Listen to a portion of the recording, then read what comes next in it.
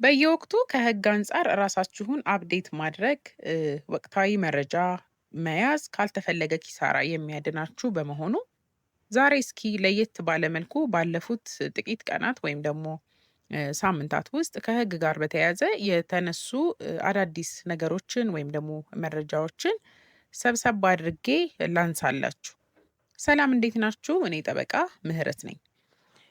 3 ነጥቦችን ነው ማነሳላችሁ። የመጀመሪያው እንግዲህ የአብዛኛው ሰው ራስ ምታት የሆነው የመኖሪያ ቤት ክራይን የሚመለከት ነው። ከዚህ ቀደም እንግዲህ የመኖሪያ ቤት ክራይ ውል ለ2 ዓመት ያህል በአከራዮችና በተከራዮች መካከል መደረጉ የሚታወስ ነው። አሁን ደግሞ በቅርቡ ይህ ኮንትራት ወይም ደግሞ ውል ጊዜው ያበቃ ወይም ደግሞ ያለቀ በመሆኑ በአከራዮችና በተከራዮች መካከል ብዙ ያለመግባባቶች ሲነሱ እየታዘብን እንገኛለን። በዚሁ ታዲያ በአዲስ አበባ የቤት ክራይ ጭማሪ ወይም ደግሞ የቤት ክራይ ዋጋ ጭማሪ በዘፈቀደ ማድረግ እንደማይቻል፣ ነገር ግን 11.5% ብቻ ዋጋ መጨመር እንደሚቻል ውሳኔ ተላልፏል ማለት ነው። እንግዲህ የ11.5% የሚጨመረው አዲስ የዋጋ ተመን አይወጣም። በፊት በነበረው የክራይ ዋጋ ላይ ማለት ነው የሚሰላው።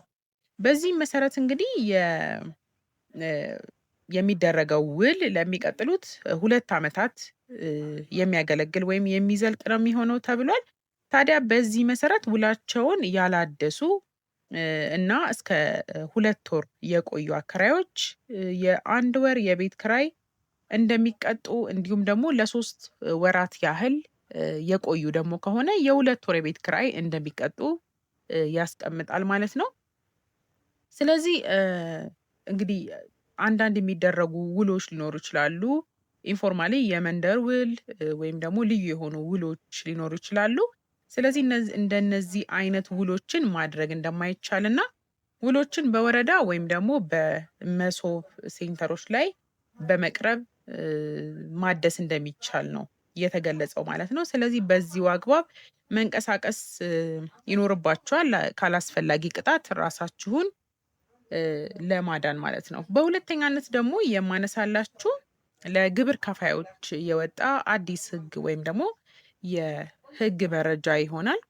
ይህ ምንድነው? አንድ ግብር ከፋይ እንግዲህ በተወሰነበት የግብር መጠን ላይ ቅሬታ ካለው ደረጃውን ጠብቆ ይግባኝ የሚያቀርብበት አሰራር እንግዲህ ከዚህ ቀደምም እንደነበረ የሚታወቅ ነው። አሁን ደግሞ እንግዲህ አዲስ ህግ ወጥቷል ማለት ነው።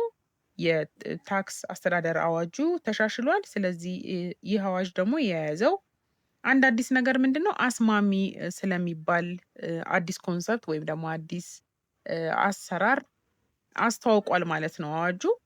ይህ ምንድነው? እንግዲህ በታክስ ባለስልጣናትና ወይም ደግሞ በታክስ ባለስልጣኑና በታክስ ከፋዩ መካከል በታክስ መጠኑ ላይ አለመግባባት ካለ በታክስ ከፋዩ በፍቃደኝነት ላይ የተመሰረተ ነው።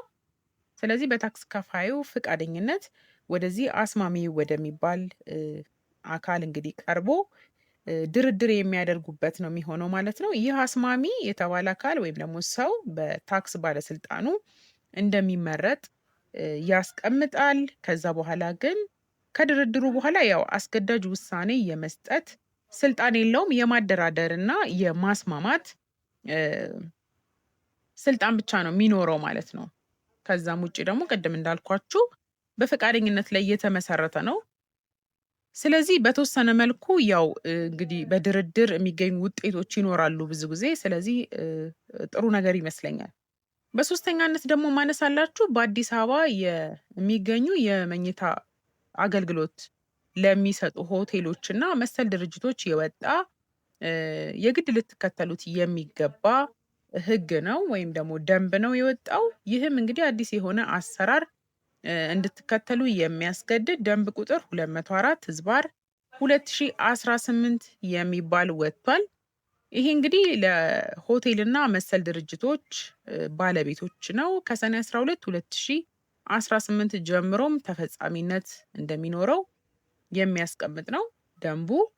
በተለይም እንግዲህ እያንዳንዱን በደንቡ ላይ እንደተቀመጠው ከሆነ እያንዳንዱን የመኝታ አገልግሎት ያገኘ ተጠቃሚ በተለየ አመዘጋገብ ወይም ደግሞ መዝገብ ላይ የማስፈር ግዴታ ይኖራል በሆቴል ባለቤቶች ላይ ማለት ነው።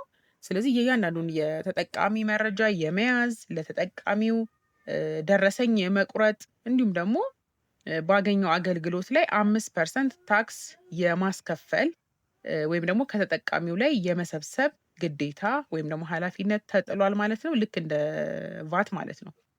ስለዚህ 5% ከእያንዳንዱ የአልጋ ተጠቃሚ የሚሰበሰብ ነው የሚሆነው። ይህንንም እንግዲህ በወቅቱ ፈጽሞ የግብር ሪፖርት ማቅረብ ግድ ነው የሚለው። ይህ ካልሆነ ደግሞ እንግዲህ ለእያንዳንዱ ለዘገየበት ጊዜ በየወሩ 5% ከአጠቃላይ ክፍያ መጠኑ ላይ ባለሆቴሉ ሊቀጣ እንደሚችል ያስቀምጣል። እንዲሁም ደግሞ ወለድ ይኖረዋል። ምናልባት ሳይከፈል በእጁ ላይ ለቆየ እና ከተጠቃሚው የተሰበሰበ ገንዘብ ማለት ነው።